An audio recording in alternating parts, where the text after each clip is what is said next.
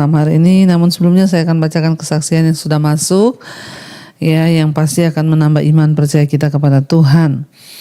Selamat malam Ibu Debbie, nama saya Jonathan, saya jemaat setia Mesbah Syukur dan Mesbah Doa. Saat ini kami sekeluarga tinggal di Los Angeles, ya, USA. Sejak tahun 2017, sudah hampir 6 tahun kami mencoba untuk apply green card, ya, tapi selalu ditolak. Sudah 2 kali aplikasi kami ditolak sehingga terakhir kami harus datang sekeluarga menghadap, ya, USA Immigration. Terus terang Bu, kami sangat khawatir akan keputusan hakim nantinya. Kami berdoa sungguh-sungguh dan percaya bahwa Tuhan sanggup melakukan mujizatnya. Namun demikian, saya tidak mau memaksa Tuhan juga. Saya menyerahkan semuanya kepada keputusan Tuhan. Karena saya percaya keputusan Tuhanlah yang terbaik bagi hidup kami sekeluarga. Amin. Saya percaya Tuhan pasti selalu memberi yang terbaik untuk anak-anaknya. Hal inilah yang saya pegang erat-erat dalam perjalanan hidup saya dan keluarga. Sebab Tuhan yang lebih tahu masa depan saya dan keluarga, dan saya mau menjadi anaknya yang taat dan setia dalam rencananya Tuhan. Karena saya percaya Tuhan sangat tahu rencana yang terbaik bagi saya dan keluarga, bukan rancangan kecelakaan, tapi rancangan damai sejahtera untuk memberi hari depan yang penuh harapan. Saya akhirnya berdoa kepada Tuhan. Saya berkata, Tuhan, apapun keputusan Tuhan nantinya, saya akan terima dengan ucapan syukur. Saya bilang saya tidak akan kecewa kepada Tuhan walaupun mungkin ya di hati sedih. Namun dengan bersyukur itulah yang dikehendaki Bapa untuk saya dalam Kristus Yesus. Dan dalam doa tersebut saya juga berjanji apapun keputusan Tuhan nantinya yang Tuhan berikan kepada kami, saya akan bersaksi di Mesbah Doa. Kalau aplikasi green card kami diterima ataupun ditolak, ya sudah, saya akan membawa kesaksian ini, ya, dan juga membawa kami sekeluarga harus mungkin dideportasi, ya. Maka saya akan juga bersyukur kepada Tuhan karena jauh lebih, ya, Tuhan yang jauh lebih tahu yang terbaik bagi kami. Akhirnya Bu, beberapa waktu yang lalu, ya, saya mendapat kabar bahwa aplikasi green card kami disetujui oleh USA Immigration. Kami sangat senang dan memuji Tuhan untuk semua mujizatnya yang luar biasa bagi kami sekeluarga. Oleh karena itu, saya menuliskan kesaksian ini bahwa bagi Tuhan tidak ada perkara yang mustahil dan Dia sanggup melakukan apapun sesuai dengan kehendaknya bagi kita anak-anaknya. Asalkan kita sungguh-sungguh berserah pada keputusan Tuhan, itulah yang Bapa inginkan sebab keputusan Tuhan itu terbaik. Saya percaya kalau Tuhan menempatkan kami sekeluarga di sini, itu berarti Tuhan punya rencana yang besar bagi kami untuk melakukan semua rencana Tuhan bagi kemuliaannya di negara ini. Terima kasih Ibu Debbie, ya, saya mengucap syukur dan saya juga mengirim kesaksian ini. Biarlah Tuhan memakai ibu sekeluarga untuk terus memberitakan Injil ke seluruh dunia bagi kemuliaannya. Terima kasih banyak sudah membaca kesaksian saya ini. Tuhan memberkati. Ya, dari Jonathan Wiradi di Los Angeles, ya. Puji Tuhan, memang ya pergumulan yang ya cukup berat untuk, ya, kalau mau menjadi warga negara atau dapat green card di Amerika, ya. Dan puji Tuhan, tapi yang saya nangkap dari sini adalah Jonathan berkata, apapun keputusan Tuhan, dia menerima itu sebagai yang terbaik. Ya, dia tidak ingin menyalahkan Tuhan, bahkan dia menerima apapun, kalaupun mereka harus dideportasi, pulang kembali ke Indonesia, ya dia tahu itu yang terbaik. Jadi kita berserah, kita percaya, maka keputusan Tuhan yang terjadi. Puji Tuhan, kalau green cardnya disetujui, ya berarti Tuhan juga berkehendak, ya, untuk Jonathan sekeluarga boleh menjadi berkat di Los Angeles. Tuhan memberkati, ya. Baik, kita akan melanjutkan pembacaan firman Tuhan. Hari ini kita akan lanjut masuk 1 Samuel pasal 17. Kemarin kita sudah melihat bagaimana Tuhan mengangkat Daud. Dia mengirim Daud masuk ke istana Saul dengan sebagai pembawa pemain kecapi untuk mengusir roh jahat yang daripada Tuhan kalau Saul dirasuki roh jahat. Dan itulah cara Tuhan membawa Daud boleh belajar dengan raja langsung. Dia menjadi pembawa senjata Saul. Dia bisa belajar bagaimana soal kepemimpinan, ya bagaimana menjadi raja sebelum Tuhan mengangkat dia sungguh-sungguh diberi jabatan raja. Pengurapan raja atas Daud sudah ada, tapi Daud belum menjadi raja sebab Tuhan harus membentuk, harus memproses hidupnya. Kita juga belajar di sini bahwa dalam hidup kita seringkali juga Tuhan memproses kita, membentuk kita. Asal kita mau setia, percaya kepada Dia, ya. Kita lanjutkan pembacaan 1 Samuel pasal 17. Goliat menantang tentara Israel. Daud dan Goliat, judul perikopnya ayat yang pertama. Orang Filistin mengumpulkan tentaranya untuk berperang. Ya, mereka berkumpul di Soko yang di tanah Yehuda dan berkemah antara Soko dan Aseka di Efes Damim. Saul dan orang-orang Israel juga berkumpul dan berkemah di lembah Tarbantin. Mereka mengatur barisan perangnya berhadapan dengan orang Filistin. Orang Filistin berdiri di bukit sebelah sini dan orang Israel berdiri di bukit sebelah sana, dan lembah ada di antara mereka. Ayat 4, lalu tampillah keluar seorang pendekar dari tentara orang Filistin namanya Goliat dari Gad. Tingginya 6 hasta sejengkal. Ya, ketopang tembaga ada di kepalanya dan ia memakai baju sirah yang bersisik. Berat baju sirah ini 5.000 sikal tembaga. Dia memakai penutup kaki dari tembaga dan di bahunya ia memanggul lembing tembaga. Ayat 7, gagang tombaknya seperti pesa tukang tenun dan mata tombaknya itu 600 sikal besi beratnya, dan seorang pembawa perisai berjalan di depannya. Bapak Ibu, pada waktu itu jadi ya orang-orang Israel dan orang Filistin itu mau berperang. Mereka berhadapan dan di antara satu lembah. Tiba-tiba dari tentara orang Filistin maju ya seorang raksasa yang bernama Goliat. Ya, bayangkan, dikatakan ya dia itu sangat besar ya, dan dikatakan di sana tingginya itu 6 hasta sejengkal. Ya, wow, jadi semua orang tampak kecil di matanya. Dan ketika pertama kali mendekati tanah perjanjian, sebagian orang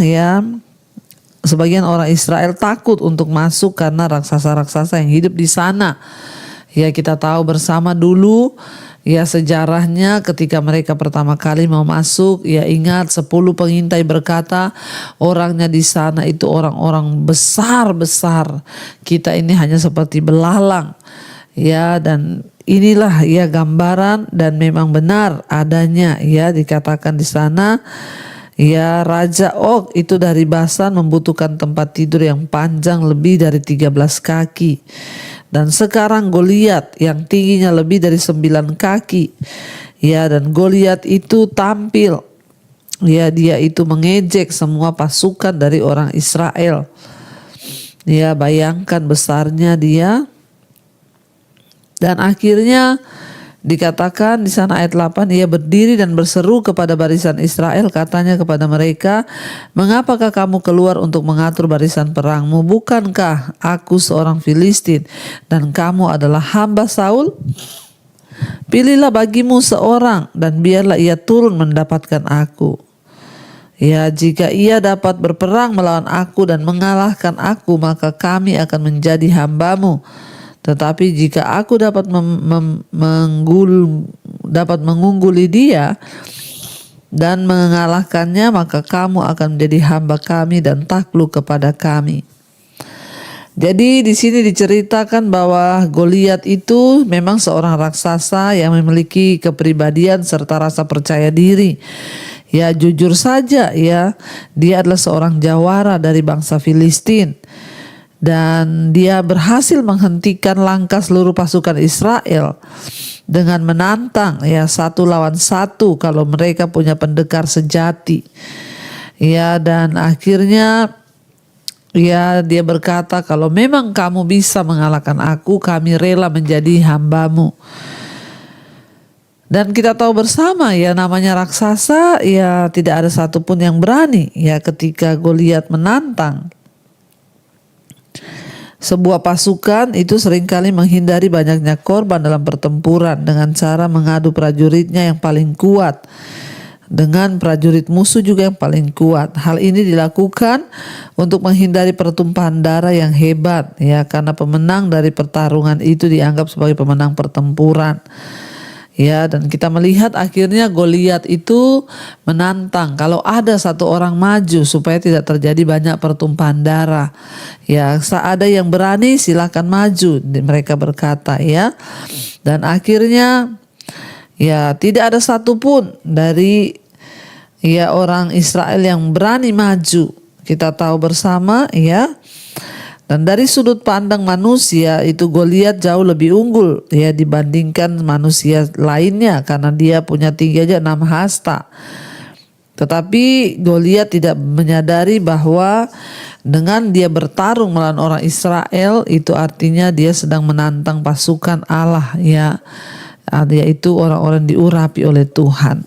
Lalu kita melihat di sini dikatakan di sana bahwa ya ayat 12 ya, ceritanya Daud tiba di medan pertempuran. Ya, bagaimana cara Tuhan mengangkat Daud itu sungguh ya tidak terpikir dan tidak terbayang oleh manusia, bahkan Daud pun tidak menyadarinya. Ya, Daud adalah anak seorang dari Efrata dari Bethlehem Yehuda yang bernama Isai. Isai mempunyai 8 anak laki-laki. Pada zaman Saul orang itu telah tua dan lanjut usianya. Jadi dikatakan kita sudah belajar dulu ketika Samuel berkata akan mengurapi anak-anak Isai. Ya, cuma Daud yang tidak dipanggil, tapi kemudian ya mata Tuhan tertuju kepada Daud sehingga disuruh panggil. Jadi anak Isai dari Efrata dari Bethlehem Yehuda. Ya, dan ketiga anak Isai ya dikatakan di sana ayat 13, ketiga anak Isai yang besar-besar telah pergi berperang mengikuti Saul. Nama ketiga anaknya itu ialah berperang, yang maju berperang ialah Eliab, anak sulung, anak yang kedua Abinadab, dan anak yang ketiga adalah Syama. Jadi ya anak-anak dari Isai yang 3 orang itu sudah pergi berperang, mereka semua prajurit. Ya, Daudlah yang paling bungsu. Jadi ketiga anak yang besar-besar itu pergi mengikuti Saul. Tetapi Daud itu selalu pulang daripada Saul dan mengembalakan kambing domba ayahnya. Ya, dan dikatakan Daud itu dia hanya menggembalakan kambing domba, dia nggak ikut sebagai prajurit. Orang Filistin itu maju mendekat pada pagi hari dan pada petang hari. Demikianlah ia tampil dengan 40 hari lamanya. Demikianlah ia tampil ke depan 40 hari lamanya. Jadi bayangkan, ya orang Filistin dan orang Israel itu berhadapan 40 hari. Ya terus Goliat menantang kalau ada orang Israel yang mau maju berperang. Ya terus Goliat menantang selama 40 hari. Mengapa keadaan ini berlangsung selama 40 hari tanpa ada satupun yang mau menyerang satu pihak dengan lainnya? Mereka berkemah di sisi yang berlawanan di sebuah lembah yang berdinding curam. Jadi siapapun yang turun ke lembah dan mendaki tebing curam berada dalam kondisi yang tidak menguntungkan pada awal pertempuran dan kemungkinan akan menderita banyak korban. Masing-masing pihak ya menunggu diserang lebih dahulu. Ya, jadi saling tunggu, tidak ada yang mau menyerang sampai 40 hari. 40 hari itu juga Goliat menantang terus. Ada enggak siapa orang dari orang Israel yang berani menantang aku pahlawan orang Filistin ya? Ayat 17 di sana dikatakan, Isai berkata kepada Daud anaknya, ambillah untuk kakak-kakakmu ya bertih gandum itu seeva dan roti yang 10 ini, bawalah cepat-cepat ke perkemahan kepada kakak-kakakmu. Ayat 18, dan baiklah sampaikan keju yang 10 ini kepada kepala pasukan 1000. Tengoklah apakah kakak-kakakmu selamat, dan bawalah pulang satu tanda dari mereka. Ya, Saul dan mereka itu dan semua orang Israel ada di lembah Tarbantin tengah berperang melawan orang Filistin. Jadi satu kali Isai itu manggil Daud, dia suruh Daud, ya kamu antar ini bekal makanan untuk kakak-kakakmu yang ada di medan pertempuran. Ya kasihan mereka sedang berperang. Kamu bawain keju dan juga roti kepada mereka. Isai menyuruh Daud untuk mengantar bekal, ya makanan bagi kakak-kakaknya yang ada dalam medan pertempuran. Dan dikatakan di sana juga seluruh prajurit orang Israel, bahkan Saul pun ada di sana. 20, lalu Daud bangun pagi-pagi, ditinggalkannya lah kambing dombanya pada seorang penjaga, lalu ia mengangkat muatan dan pergi seperti yang diperintahkan Isai kepadanya. Sampailah ia ke perkemahan ketika tentara keluar untuk mengatur barisannya dan mengangkat sorak perang. Orang Israel dan orang Filistin itu mengatur barisannya, barisan berhadapan dengan barisan. Lalu Daud menurunkan barang-barangnya, meninggalkannya di tangan penjaga barang-barang tentara. Berlari-larilah Daud ke tempat barisan. Sesampai di sana, bertanyalah ia kepada kakak-kakaknya, apakah mereka selamat? Sedang ia berbicara dengan mereka, tampillah maju pendekar itu, namanya Goliat, orang Filistin dari Gad, dan barisan Filistin itu mengucapkan kata-kata yang tadi juga, dan Daud mendengarnya. Ketika semua orang Israel melihat orang itu, larilah mereka daripadanya dengan sangat ketakutan. Berkatalah orang-orang Israel itu, sudahkah kamu lihat orang yang maju itu? Sesungguhnya ia maju untuk mencemoohkan orang Israel. Orang yang mengalahkan dia akan dianugerahi raja kekayaan yang besar. Raja akan memberikan anaknya yang perempuan kepadanya, dan kaum keluarganya akan dibebaskannya dari pajak di Israel. Jadi kita melihat di sini Bapak Ibu ya, ketika Daud itu hanya datang mengantarkan bekal. Kita lihat di sini ya, kalau rencana Tuhan akan digenapi atas seseorang itu sangat luar biasa, tidak ada perkara yang mustahil.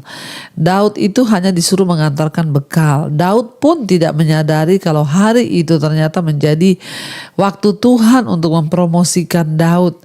Ya, lihat orang-orang yang berjalan dalam kebenaran, dia hanya melakukan apa yang dia harus lakukan, tapi karena dia terus tinggal dalam kebenaran, Tuhanlah yang mengatur waktunya, Tuhanlah yang mengatur caranya. Bahkan Daud sendiri tidak tahu ya bahwa dia akan dipromosikan, tapi dia mendengar pada waktu itu Goliat sedang berdiri menantang barisan bangsa Israel. Ya, dan orang Israel berkata, kamu lihat dia mencemooh bahkan barisan orang Israel. Tetapi siapa yang bisa mengalahkan dia, maka raja akan memberikan hadiah yang besar. Bahkan anak perempuan raja akan diserahkan bagi siapapun yang bisa mengalahkan. Bahkan keluarganya akan dibebaskan dari pajak di Israel. Jadi Daud diberitahukan apa yang akan dia dapatkan atau orang dapatkan kalau ada orang yang bisa mengalahkannya. Ya, dan orang itu pasti ya hanya sekedar cerita aja ke Daud karena mereka semua memang ketakutan. Ya, dan apa yang terjadi, ayat 26 berkata, lalu berkatalah Daud kepada orang-orang yang berdiri dekatnya, apakah yang akan dilakukan pada orang yang mengalahkan orang Filistin itu dan yang menghindarkan cemooh dari Israel? Siapakah orang Filistin yang tidak bersunat ini sampai ia berani mencemoohkan barisan daripada Allah yang hidup? Ya, jadi kita melihat di sini ya, Daud melihat ya, siapa dia ini orang tidak bersunat berani mencemoohkan bangsa Israel, barisan Allah yang hidup. Ya, Daud tidak melihat tingginya, Daud tidak melihat hebatnya Goliat, tidak ada sedikit pun, sebab Daud tahu bahwa Tuhan yang menyertai dia adalah Tuhan yang dahsyat.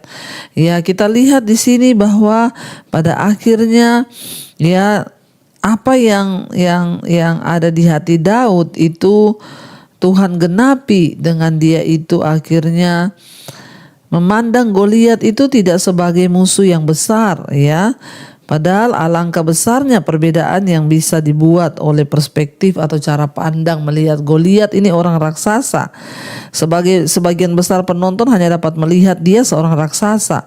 Akan tetapi Daud melihat dia hanya seorang manusia biasa, ya, yang sedang menentang Allah yang Maha Kuasa.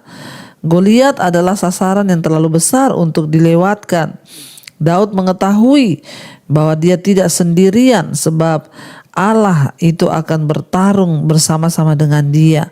Ya, Daud melihat situasinya dari sudut pandang Allah dan dia tidak melihat bahwa Goliat ini raksasa yang besar.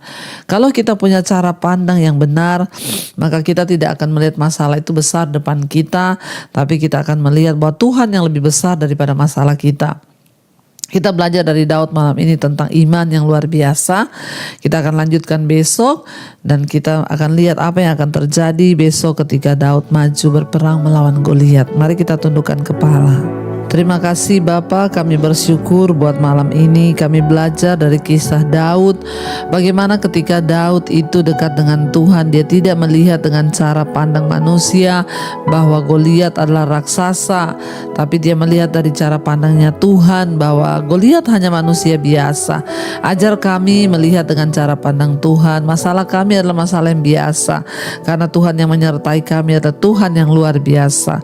Berkati setiap anak-anak-Mu Bapa, mereka yang ada dalam pergumulan yang berat, sakit penyakit yang berat, dalam nama Yesus kami percaya ada kesembuhan di dalam Tuhan. Kami dapat melihat masalah kami, penyakit kami, apapun, semua dari cara pandangnya Tuhan, bahwa tidak ada yang terlalu besar sebab kami punya Tuhan yang besar. Berkati setiap mereka yang malam ini ingin lepas dari keterikatan dosa, Tuhan juga lepaskan di dalam nama Tuhan Yesus. Kami percaya tidak ada perkara yang mustahil bagi Tuhan. Engkau memberkati setiap mereka rindu punya keturunan ilahi. Tuhan bukakan kandungan yang tertutup. Tuhan juga menyertai setiap anak-anak-Mu yang ada dalam kesulitan, masalah keuangan, terikat hutang piutang.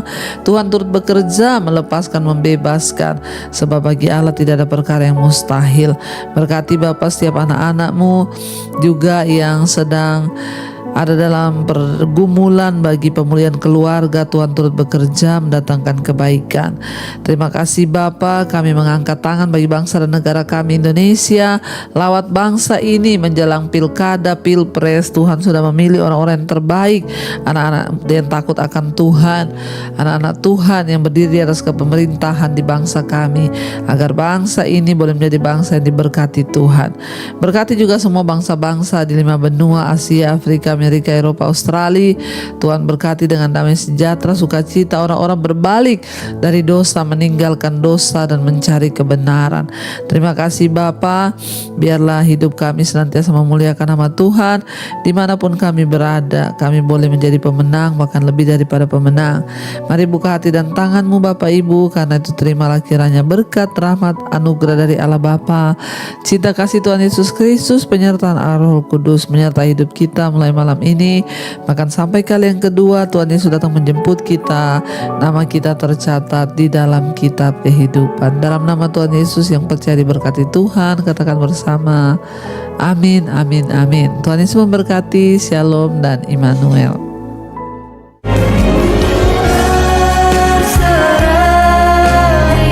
Luar biasa ya, karena kita punya Tuhan yang luar biasa. Ada yang bilang gini, orang Kristen itu walaupun keadaannya tidak baik, suruh bilang luar biasa. Daripada saudara bilang tidak baik, lebih baik saudara bilang, kan dua-dua juga tidak merubah keadaan. Malah seringkali iman itu akan bisa terjadi ketika kita ucapkan dengan sungguh-sungguh kepada Tuhan. Ya, jadi bukan karena kita menipu diri, tapi itu bahasa iman namanya ya. Iya, baik, hari ini tema firman Tuhan adalah kasih mesra dalam keluarga. Saya mau tanya dulu, yang masih mesra keluarganya berapa banyak? Tolong angkat tangan. Yang masih mesra, kalau semua sudah mesra saya pulang gak jadi khotbah. Sudah mesra semua ngapain? Ya, jadi hari ini kasih mesra dalam keluarga, ya seperti nama dari gereja ini adalah keluarga yang berkemenangan. Selalu saya mengingatkan ketika ada keluarga demi keluarga yang berkemenangan, ada masyarakat yang berkemenangan, ada bangsa yang berkemenangan. Amin. Sebelum lebih jauh kita membahas, saya pengen kita tahu dulu apa itu keluarga. Keluarga itu adalah sebuah lembaga loh.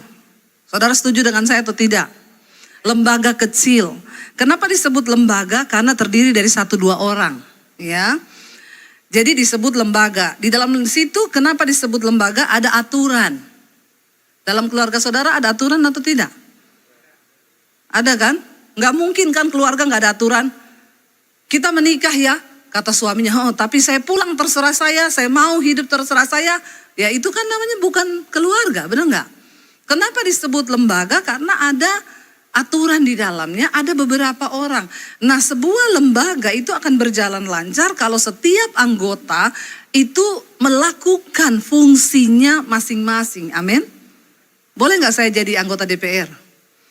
Ngomongan saya kan sudah kayak anggota dewan kan? Ya, sebuah lembaga itu akan berjalan dengan lancar kalau semua anggotanya melakukan fungsinya secara benar, konsisten dan bertanggung jawab. Katakan? Iya, kenapa banyak rumah tangga yang bubar, kacau? Karena masing-masing anggota tidak melaksanakan fungsinya secara benar, konsisten dan bertanggung jawab. Amin apa amin? Ini kok tumben ya Bu Debbie khotbahnya agak-agak bahasanya rumit ya. Ini bahasa-bahasa organisasi ya, tapi nggak apa-apa supaya kita mengerti. Saya belajar loh ini. Temanya susah loh, maka saya belajar Pak. Kok nggak ada yang ketawa ya? Ini tuh lucu loh saudara. Saudara, akhirnya sebuah lembaga itu kacau kalau orang-orangnya tidak melakukan fungsi. Nah di dalam Alkitab, Tuhan itu tahu ketika 2 orang dipersatukan di dalam Kristus, maka Alkitab juga sudah menulis tentang fungsi-fungsi di dalam rumah tangga. Agar keluarga itu berjalan harmonis, ketika fungsi di dalam rumah tangga itu juga berjalan dengan baik. Semua anggota melakukan. Nanti kita akan baca. Yang kedua, ya keluarga itu adalah tempat daripada setiap anggota itu belajar. Tentang apa? Di dalam keluarga kita belajar tentang yang pertama kasih. Ya, ada nilai-nilai pembelajaran di dalam keluarga, bahkan ya anak-anak kita akan belajar tentang agama. Ya, tentang sosialisasi itu kita belajar dulu di dalam keluarga. Makanya kalau orang itu di dalam keluarganya rusak hubungannya, maka di luar juga pasti rusak. Ada orang di mana-mana dia bersosialisasi itu hancur terus. Kenapa? Karena di keluarga juga hancur. Kenapa bisa terjadi kehancuran? Ketika hubungan kita dengan Tuhan rusak, maka hubungan kita dengan sesama juga pasti rusak. Ya orang kalau hubungannya dengan Tuhan gak dekat di dalam keluarga pun dia akan rusak hubungannya. Tapi ketika hubungan kita dengan Tuhan baik, maka hubungan kita dengan sesama juga akan baik. Di dalam keluarga anak-anak belajar yang pertama tentang agama. Tentang hubungan manusia dengan Tuhan. Dan itu harus diajarkan yang pertama oleh orang tua. Amin Bapak-Bapak. Alkitab berkata suami itu kepala keluarga. Dia adalah wakil Kristus yang harus mengajarkan iman kepada anak dan istrinya. Istri itu adalah penolong. Lalu di sini dikatakan ya bahwa sebuah lembaga itu mengajarkan nilai-nilai. Ya, anak-anak kita belajar tentang bagaimana bersosialisasi satu dengan yang lain. Itu pertama kali di dalam keluarga. Waktu kita punya anak 1, punya anak 2. Ketika mereka bertengkar. Ya, bagaimana kita mengajarkan kepada mereka? Nilai-nilai. Dua-duanya ketika mereka bertengkar. Yang satu kita kasih nilai, yang satu juga kita tegur. Ya, jadi dua-duanya diajarkan bagaimana membangun hubungan dengan Tuhan. Bagaimana mereka bersosialisasi, saling menghargai satu dengan yang lain. Dan ketika kita sama-sama belajar, saudara, Bapak, Ibu, Tuhan tuh menciptakan manusia itu sebagai makhluk sosial. Karena itu kita tuh gak bisa hidup sendiri. Kalau ada orang yang suka-suka menyendiri, ketika berantem suami istri, istrinya mengurung diri di kamar gak mau keluar. Suami mengurung dia, suka-suka menyendiri, itu tanda-tanda mulai sakit jiwa. Ya, bisa berakhir kepada gila. Jangan suka menyendiri, ya. Kita harus bersosialisasi bersama-sama, ya. Jangan, apalagi suami istri tuh kalau bertengkar, ya jangan menyendiri-menyendiri. Kita ini makhluk sosial yang diciptakan Tuhan, baik adanya kita saling membangun hubungan. Ketika kita hubungannya baik, ada masalah ya sudah selesaikan. Habis itu biasa. Anak-anakmu itu melihat perilaku orang tuanya. Ketika kita mengajarkan mereka tentang bagaimana hidup bersosialisasi, ya kita mengajarkan mereka tentang nilai-nilai yang baik dalam firman Tuhan. Di dalam keluarga, anak-anak juga belajar tentang manajemen, bagaimana mereka mengatur keuangan. Ya, orang tua harus menjadi contoh di dalam keluarga. Ajarkan anak-anakmu menabur. Ya, saya tuh banyak melihat orang Kristen, pakai kalung salib, ya. Waktu saya pergi lihat sekolah saya di Semarang, di Bandungan, kita mampir makan tahu, ya. Di dekat sekolah saya itu ada tahu yang terkenal. Nanti saudara kalau mau pergi ke sana, tanya sama saya. Itu tahu terkenal. Di situ ada pengamen, ya. Saya juga masuk ke situ. Saya lihat, ya kayaknya nih rame, ya. Dan memang banyak orang Kristen, ya. Saya lihat banyak orang Chinese, ya. Termasuk saya juga. Saya kan mirip Chinese, toh. Iya enggak? Ya iya apa iya? Enggak iya ya enggak apa-apa. Lalu waktu dia lihat banyak orang Kristen masuk, banyak pakai kalung salib, pengamennya langsung rubah lagu. Ya, langsung dia rubah lagu. Hidup ini adalah kesempatan. Maka orang-orang Kristen yang duduk di situ mulai ikut nyanyi kan? Lihatin pengamennya, dengan harapan sang pengamen dia pasti dapat uang. Dia nyanyi lagu rohani. Habis itu dia ganti semua baik, semua baik. Saya bilang sama suami saya, dia lihat banyak orang Kristen yang masuk. Dia ganti lagu rohani dengan harapan dapat saweran banyak. Saya bilang sama suami saya, kita lihat. Di sini saya mau uji nih orang-orang Kristen ini pelit atau tidak. Ya akhirnya saudara ada beberapa yang pakai jilbab di situ. Satu-satu keluar, ndak ada yang mampir kasih duit. Saya bilang sama suami saya, kasihan banget tuh pengamen. Tiba-tiba ada yang pakai jilbab lewat, ngasih 50.000. Dalam hatinya si pengamen, tahu gitu tadi saya nyanyi. Sholatullah. Kasihan deh lu, ya. Coba saudara, ini orang-orang Kristen ini memang ya, pelitnya minta ampun. Orang kikir tidak masuk surga. Bilang amin. Itu orang-orang Kristen yang di sana, yang di sini semua pemurah. Ya, mudah-mudahan. Ya, saya bilang sama suami, dia sudah berharap loh. Jadi saya bilang, jangan-jangan dia salah satu subscribe Debbie Basir TV. Jadi saya keluar, saya kasih dia 100.000 untuk gantiin yang lain-lain yang pelit-pelit itu tadi. Bertobat Bapak Ibu. Ya, kenapa saudara ada orang-orang itu dalam keluarga kita belajar mengajarkan nilai-nilai kepada anak-anak kita. Saya senang kemarin anak saya tuh bilang gini, Mam, kita tuh kalau ngobrol-ngobrol kita sering ngomong gini, Mami tuh makanya diberkati ya. Mami tuh berbuat baik sama orang yang jahat loh. Aku tahu loh, itu orang itu jahat sama Mami, tapi dia tetap berbuat baik. Ya, dia masih menabur. Lalu anak saya bilang, susah ya kayaknya ya jadi kayak Mami ya. Terus saya bilang, tapi kamu gak boleh bilang begitu. Ya kalau kamu ngomong begitu, ya kamu gak diberkati Tuhan. Ya, dia tanya, kenapa sih Mami mau tetap berbuat baik walaupun orang itu jahat? Aku berbuat baik sama dia bukan karena dia baik. Saya berbuat baik ya karena saya memang pengen berbuat baik. Kalau kita berbuat baik sama orang yang baik, ya itu biasa. Ya, kita menabur. Kadang-kadang ada orang yang menjengkelkan saudara. Sudah ditabur, tapi ya yang kita dapat dari dia itu apa? Kadang bikin jengkel, tapi ya sudah enggak apa-apa. Kita berbuat baik bukan karena dia baik. Ajarkan kepada anak-anakmu nilai. Jadi anak-anak saya bilang, aku juga belajar menabur dari Mami. Kemarin tuh uangku tinggal 50.000. Aku lihat ada bapak-bapak tua di pinggir jalan. Aduh, jajan di kampus atau kasih dia ya. Tuhan gerakkan, akhirnya aku tabur sama dia, Mam. Ya, puji Tuhan kalau anak-anakmu melihat imanmu. Karena keteladanan kita berbicara lebih keras dari perkataan kita, amin. Ya, orang kikir enggak masuk surga loh. Ya, jangan saudara beli pisang turun dari mobil miliar. Pak, pisangnya berapa? 35.000, 20 ya. Tertawakanlah dirimu sendiri. 20 ya Pak, enggak bisa Bu. Ini tuh sekarang mahal, saya juga beli di pasar, saya ambil untung paling 5.000 Bu. Nggak bisa dong, orang saya biasanya beli 20 kok. Lama nawar.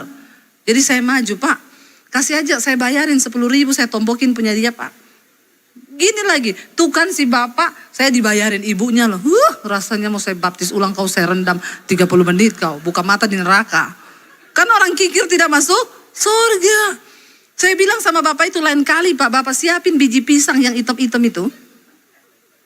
Kalau orang-orang model kayak ibu itu datang nawar-nawar begitu, bapak bilang, Bu ini biji pisang tak kasih gratis. Ibu tanam, kalau sudah berbuah ibu telepon, saya beli 20.000 satu sisir. Orang kok kebangetan ya Bapak Ibu. Ayo kita ajarkan nilai-nilai, kita mulai dari keluarga. Jangankan bicara kasih mesra dulu, kalau kita tidak bisa menanamkan nilai. Oke, kita masuk saja, karena ini waktunya berjalan cepat sekali ya. Kita lihat bersama firman Tuhan di dalam Kolose pasal yang ke 3. Kita baca mulai dari ayat 12. Kalau saudara Bapak Ibu baca Kolose pasal 3 ini, judul perikopnya adalah manusia baru. Engkau tidak mungkin bisa mempraktekkan seluruh kebenaran firman kalau hidupmu tidak diubahkan jadi baru dulu. Apa yang membuat kita bisa melakukan? Waktu kita berjumpa dengan Tuhan, kita dijamah Tuhan, barulah kita bisa melakukan. Ini berat, coba baca bersama ayat 12, 1, 2, 3. Karena itu sebagai orang-orang pilihan Allah yang dikuduskan dan dikasihinya, kenakanlah belas kasihan, kemurahan, kerendahan hati, kelemah lembutan, dan kesabaran. Berat enggak? Berat menurut saudara, berat ini lakukan? Coba jawab. Melakukan ini, kenakanlah belas kasihan, kemurahan, kerendahan hati, kelembutan, kesabaran di dalam keluarga. Berat atau berat? Ya, saudara, jawab saudara. Berat atau tidak? Saudara jawab, kalau benar saya tidak kasih sepeda juga. Kalau salah juga saya tidak hukum. Jadi jawab saya, susah ini melakukan, benar nggak? Kalau roh kita belum dibaharui, susah. Di dalam keluarga, di kita ini disuruh apa? Mengenakan belas kasihan, kemurahan, kerendahan hati, kelemah lembutan, kesabaran. Lalu ayat yang berikutnya 13 berkata di sana, sabarlah apa? Kamu seorang terhadap yang lain dan ampunilah seorang akan yang lain. Apabila yang seorang menaruh dendam terhadap yang lain, sama seperti Tuhan telah mengampuni kamu, kamu perbuat jugalah demikian. Susah nggak ini juga? Tapi banyak orang bilang, Bu, saya nggak bisa mengampuni, berat. Ya kalau berat, kalau ringan itu namanya bukan pengampunan. Namanya mengampuni itu ada sesuatu yang harus kita lepaskan. Ya, mengampuni, lepaskan, lupakan semua yang pernah kita alami yang pahit. Bapak Ibu, kalau dalam keluarga itu tidak ada pengampunan, suami istri bertengkar berbulan-bulan. Ada loh suami istri itu di gereja suruh pegangan tangan, enggak mau. Dalam hati saya terus ngapain lu ke gereja? Suruh gandeng tangan enggak mau. Dipegang. Ada loh, dan saya lihat beberapa kali dalam pelayanan ketika, makanya saya selalu di dalam doa terakhir sering kali saya suruh gandeng tangan tuh suami istri. Saya tuh pengen lihat hubungannya suami istri itu dari situ. Ya masa truk aja gandengan? Truk gandengan loh, bus gandengan, kok kamu gak mau gandengan? Ya itu kan berarti kan ada sesuatu di hatinya kan. Di sini dikatakan, ya kalau kamu seorang itu menaruh dendam terhadap yang lain sama seperti Tuhan, ya telah mengampuni kamu, perbuatlah juga demikian. Kita nggak boleh menahan pengampunan karena kita pun menerima belas kasihan Tuhan, kita diampuni. Amin. Ya, lalu ayat yang berikutnya ayat 14 berkata, dan di atas semuanya itu kenakanlah kasih sebagai pengikat yang mempersatukan dan menyempurnakan. Sehebat apapun engkau ribut dalam rumah tangga, kasih harus tetap menjadi pengikat. Ingat itu. Kisah semar apapun, iya ya Tuhan ajar aku mengasihi. Ya supaya apa? Kasih itu menyempurnakan. Kasih itu menerima, mengampuni banyak sekali dosa. Kasih itu sabar, murah hati, lemah lembut, tidak sombong. Tapi ya memang sulit saudara, karakter-karakter ini ya pasti dimiliki banyak orang ya yang sebaliknya. Ya, karena semua manusia itu memang berbeda. Kita memang diciptakan dari tanah, tapi jenis tanahnya beda-beda. Orang kalau suka menjatuhkan orang lain, dia dicipta dari tanah longsor. Kalau orang tuh sombong banget, berarti dia dicipta dari tanah tinggi. Ya, orang yang suka shopping terus, dia dicipta dari tanah abang. Ya, kalau suka memberi, dulu pasti diciptanya dari tanah wakaf. Ya, tanah hasil sumbangan itu yang disumbangkan buat panti asuhan dan lain sebagainya.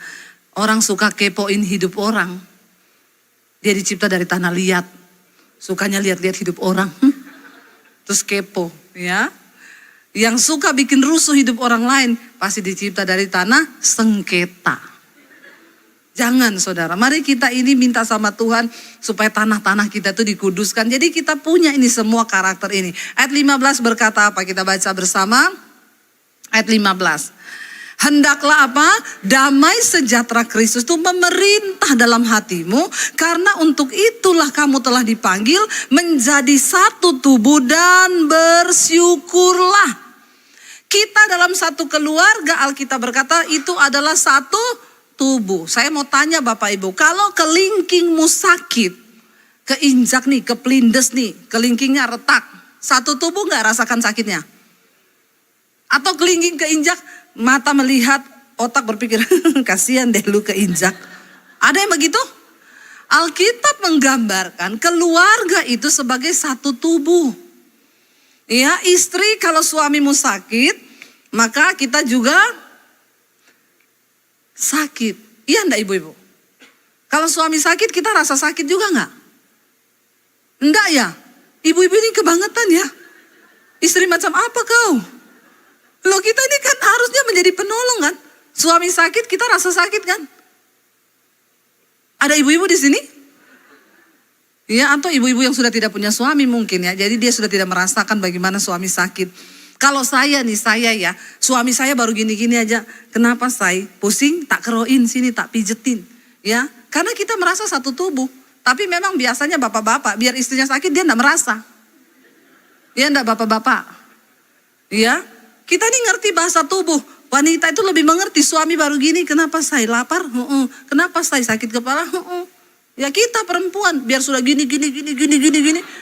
Dia enggak mau tahu, bahkan pura-pura tidak tahu. Ya, kita bilang aduh sakit pegel ya, besok pergi ke tukang pijet ya.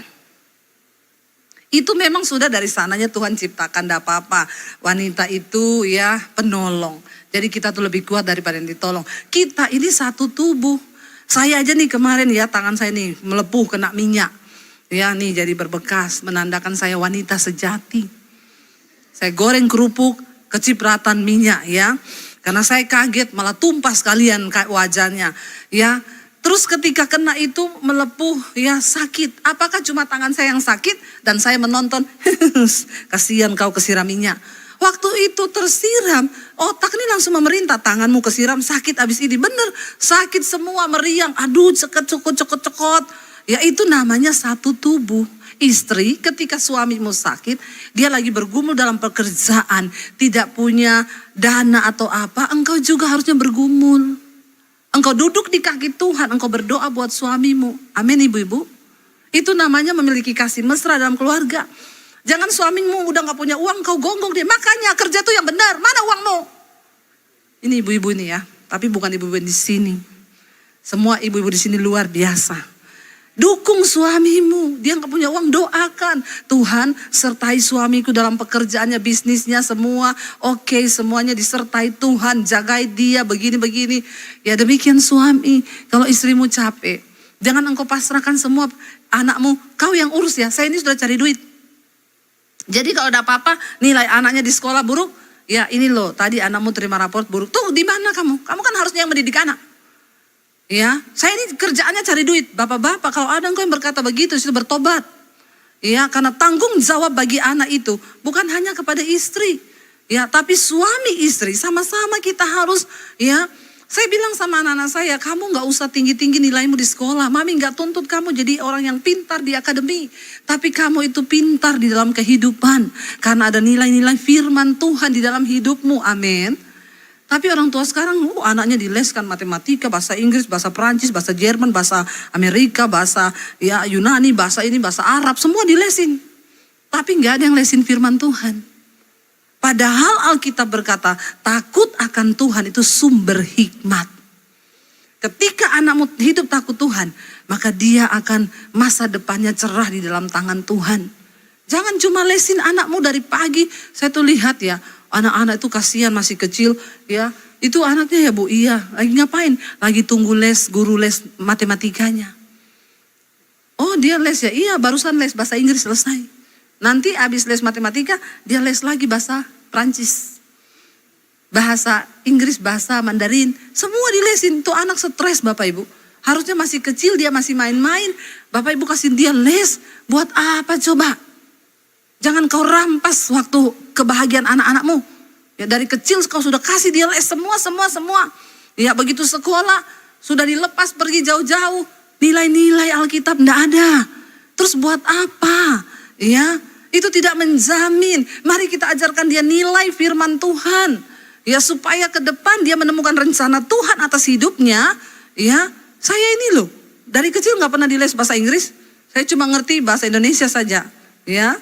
Saya nggak diles apa-apa, tapi saya udah bolak-balik ke luar negeri biar nggak pintar bahasa Inggris. Kenapa? Karena perkenanan. Amin. Kalau anakmu mendapatkan perkenanan Tuhan, ya, maka Tuhan akan melakukan banyak hal yang tidak pernah kita mengerti. Ajarkan kepada anakmu takut akan Tuhan. Ya, jangan cuma terus dipaksa dicekokin ilmu-ilmu. Ya, bagus dia pintar, tapi kalau dalam kehidupan nggak punya nilai-nilai. Kasihan Bapak Ibu ya, maka dia akan lahir sebagai anak, dia besar tanpa belas kasihan. Ya, makanya banyak anak-anak yang stres di les-lesin itu, kacamatanya udah tebelnya segini.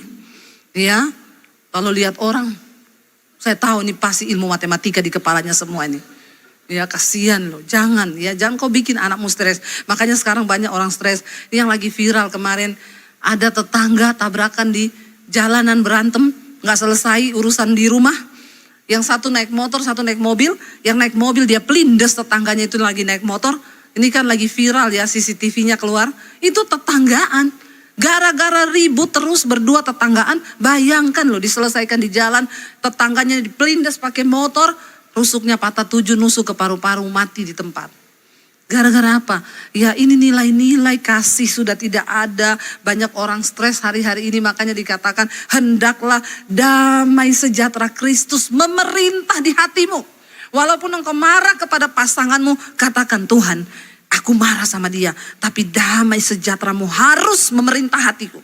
Walau hatimu panas, hatimu jengkel, damaimu memerintah. Sehingga hatimu bilang cepat, udahlah gak usah lama-lama berantem, keluar aja berbaikan. Amin Bapak Ibu. Ya ini temanya berat loh, kasih mesra dalam rumah tangga. Hari gini masih ada kasih mesra, pret. Ya susah karena saya menghadapi sekarang konseling rumah tangga. Ya boro-boro. Ada ibu-ibu yang, Bu, anak saya dipukulin suaminya. Berkali-kali terjadi Bu.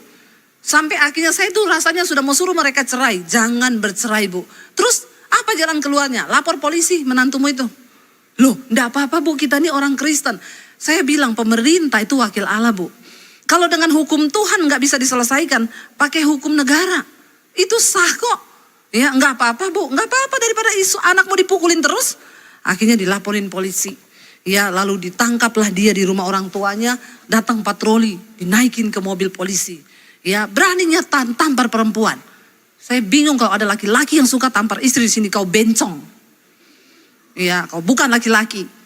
Banci kau, bertobat. Ya, masa laki-laki pukul perempuan. Lalu dilaporin ke polisi. Akhirnya diangkat pakai mobil patroli. Sampai di polisi, dia kencing di celana. Begitu itu.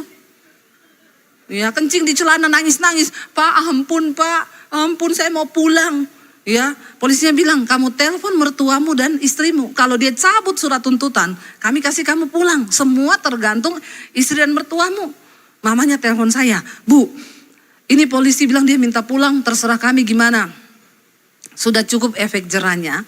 Ampuni Bu, tapi bikin surat perjanjian di depan kantor polisi. Di depan polisi, kalau dia masih pukul anakmu lagi Bu, penjarakan, gak usah ditarik-tarik itu surat. Biarin dia di sana, biar dia belajar. Akhirnya keluar. Saya ketemu beberapa waktu kemudian mereka, Ibu Debbie terima kasih, ya suaminya terima kasih Bu. Sekarang kami hidup rukun bersama, usaha kami diberkati Tuhan, semakin hari semakin manis, puji Tuhan. Kau tampar lagi, kau masuk ke penjara kau. Ya, dan puji Tuhan sejak saat itu nggak berani lagi mukul. Ya, bagaimana mau kasih mesra kayak begitu kalau ada pukulan. Ketika mereka hidup rukun bersama, dipulihkan. Saya suruh dengar khotbah saya tiap hari. Berubah suaminya, bertobat, kapok bener di penjara. Ya, dan akhirnya sekarang diberkati Tuhan. Kalau ada masalah dalam usaha bisnis, Bu, tolong doain ya, ini mesin saya pabrik bermasalah. Ya, percaya Tuhan turut bekerja. Ya, sekarang luar biasa diberkati Tuhan, mereka menjadi berkat. Ya, bahkan ada satu ibu lagi, Bu, saya nih dikejar anak saya pakai parang. Kenapa? Dia minta duit, saya nggak kasih. Laporin polisi. Sudah berkali-kali dia buat gitu. Iya Bu, aduh saya kalau dia sudah keluarin parang, aduh saya kencing di celana kata ibunya. Sekarang ibu bikin dia kencing di celana. Telepon polisi, bener polisi datang angkat. Anaknya itu preman, beraninya sama mamahnya. Angkat parang, begitu diangkat patroli kencing di sel. Nangis, Pak, saya mau pulang Pak. Telepon mamahmu, kalau mamahmu cabut suratnya, kamu dikeluarin. Alkitab bilang pemerintah itu wakil Allah. Ya, kalau orang sudah pakai kekerasan, akhirnya begitu dia dicabut, ya, kamu minta keringanan, mamanya bikin surat perjanjian di depan polisi. Akhirnya tidak pernah lagi sejak saat itu, nggak berani kejar mamanya pakai parang. Memang Bapak Ibu ada orang-orang yang memang dia harus ditakuti dengan hukum negara. Jangan takut, ya sebab negara itu ada, Tuhan bilang mereka wakil Allah di dalam negara, dalam pemerintahan. Dikatakan ayat yang berikutnya, ayat 15. Ayat 16, sekarang kita baca bersama ayat 16. Hendaklah perkataan Kristus diam dengan segala kekayaannya di antara kamu, sehingga kamu dengan segala hikmat mengajar dan menegur seorang akan yang lain, dan sambil menyanyikan mazmur dan puji-pujian dan nyanyian rohani, kamu mengucap syukur kepada Allah di dalam hatimu. Firman Tuhan berkata, mulut kita penuh dengan perkataan Kristus. Apa itu perkataan Kristus? Firman Tuhan. Kita saling menasehati tentunya pakai firman. Ya, dikatakan hendaklah kamu itu dengan segala hikmat mengajar dan menegur. Bapak-bapak, tegur anak-anakmu kalau salah. Kita sudah belajar beberapa minggu yang lalu bagaimana Imam Eli dikatakan dia menghujat Allah karena dia tidak menegur anak-anaknya ketika mereka berbuat dosa. Kita harus menasehati dan menegur. Dikatakan lalu setelah itu nyanyikan mazmur. Aduh, indah banget enggak? Kalau dalam keluarga itu ada puji-pujian, nyanyian rohani. Bangun pagi kita sudah memuji Tuhan, sama-sama mengucap syukur. Sorga tidak tahan untuk mencurahkan berkat dalam rumah tanggamu. Ketika itu ada dalam rumah tangga, dalam keluarga kita hidup saling mengasihi. Wow. Tapi ketika anak melihat kekerasan dalam keluarga orang tua, dia bertumbuh menjadi anak yang sakit jiwa. Dia terluka, dia kepahitan. Bayangkan dia ketemu suami yang juga sakit jiwa. Ya, maka rumah tangga itu pasti akan berantakan. Ayat yang ke-17 berkata, kita baca bersama ayat yang ke-17. Dan segala sesuatu yang kamu lakukan dengan perkataan ataupun perbuatan, lakukanlah semuanya itu dalam nama Tuhan Yesus sambil mengucap syukur kepada Allah, ya, Bapa kita. Apapun yang kita lakukan harus kita lakukan dengan ucapan syukur. Ibu-ibu beresin rumah, ucapan syukur. Ya, apapun yang kita lakukan ucapkan syukur. Ayat yang ke-18, waktunya udah mau habis jadi saya cepat. Baca bersama.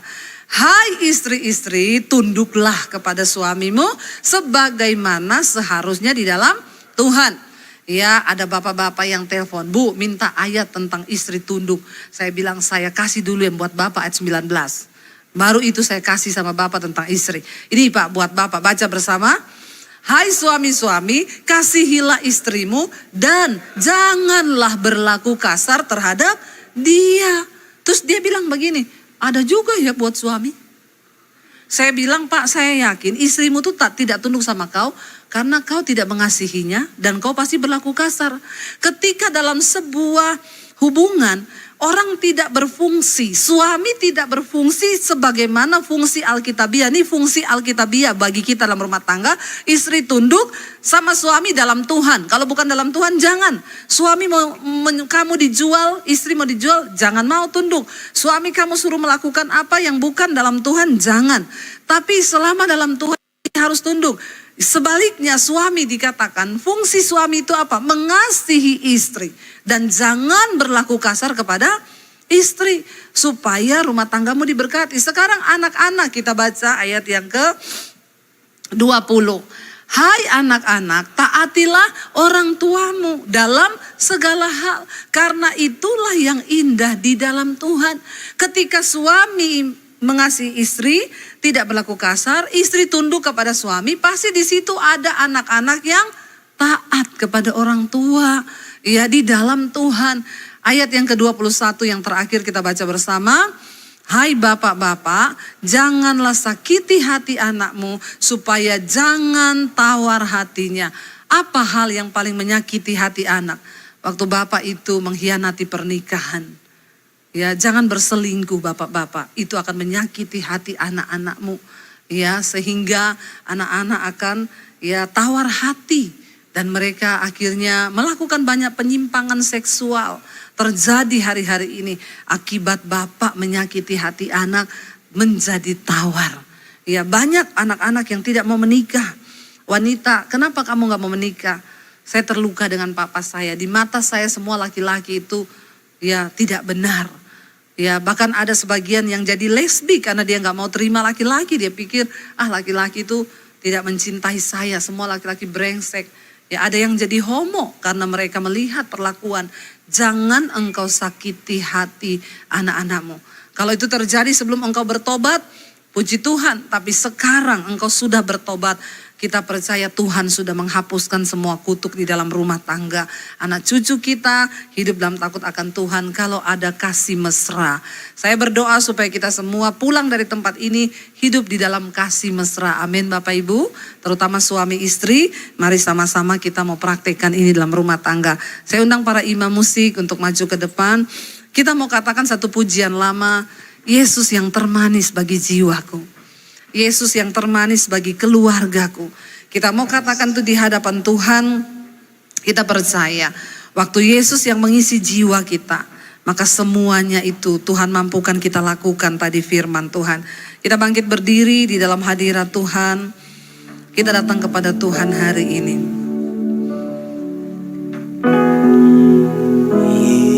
Yesus yang termanis wajib.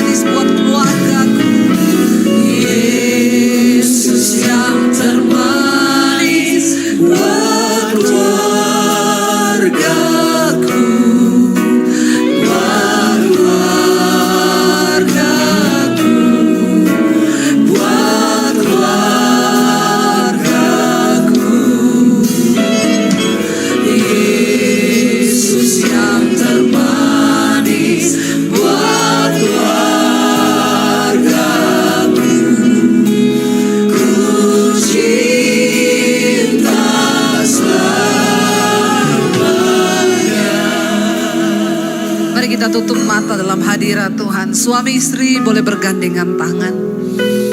Bawa keluargamu di dalam Tuhan hari ini. Bahkan keluarga besarmu. Katakan Tuhan pulihkan. Pulihkan keluarga kami Bapa. Engkau yang terindah bagi keluarga kami. Mampukan kami hidup dalam kasih mesra. Di antara keluarga besar kami. Buat anak-anak kami, orang tua kami, menantu, cucu. Bahkan keluarga besar dengan ipar, dengan kakak. kakak adik kami, ajar kami Tuhan hidup di dalam kasih mesra Tuhan. Karena itulah yang Tuhan mau dalam hidup kami, supaya berkat-berkat Tuhan tidak terhalang. Jadikan keluarga-keluarga kami menjadi keluarga yang berkemenangan. Ampuni Bapa kalau ada kesalahan yang dilakukan oleh suami-suami, biar mereka bertobat dan istri-istri melepaskan pengampunan. Demikian sebaliknya, jika ada istri yang pernah melakukan kesalahan, biar juga suami melepaskan pengampunan. Kami tidak mau hidup di dalam dendam. Kami mau belajar melepaskan pengampunan Tuhan. Mampukan setiap kami. Biarlah suami-suami berdiri menjadi imam dan melakukan fungsi Alkitabiah, firman Tuhan di dalam keluarga dan rumah tangga. Tolong kami dan seisi rumah kami, agar ketika Tuhan Yesus datang kembali, kami boleh bersama-sama menikmati surga-Mu yang mulia Tuhan. Terima kasih Bapa buat setiap kasih dan kebaikan-Mu bagi setiap kami. Biarlah kami boleh bawa itu kepada keluarga besar kami. Engkau menjadi yang termanis. Sembuhkan jiwa kami Tuhan. Kalau ada yang sakit, Engkau sembuhkan jiwa kami, supaya kami boleh Tuhan hidup berkenan di mata Tuhan. Terima kasih Bapa. Mari angkat tangan dan hatimu di hadapan Tuhan. Karena itu turunlah kiranya berkat, rahmat, anugerah dari Allah Bapa, cinta kasih Tuhan Yesus Kristus, bahkan penyertaan Allah Roh Kudus melimpah atas hidupmu mulai hari ini, bahkan sampai kali yang kedua Tuhan Yesus datang menjemput setiap kita. Nama kita tercatat di dalam kitab kehidupan. Di dalam nama Tuhan Yesus katakan bersama amin, amin.